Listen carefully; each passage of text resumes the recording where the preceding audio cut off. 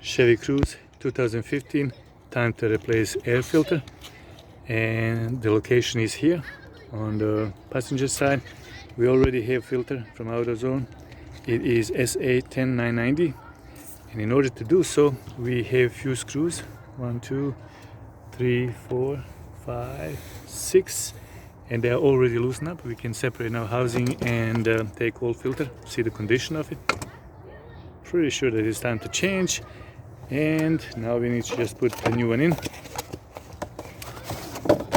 Very simple but important to do, and once we position it correct way, which I think it is square all around, that's it. We need to put housing back and put screws back in again. It's very important to make sure that housing is level flush with the bottom part before tightening screws, and screws need to be just hand tight.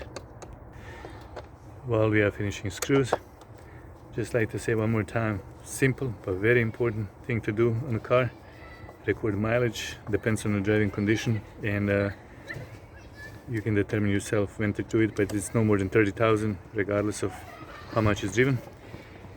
If you have questions or comments, I'll appreciate them. Thank you for watching.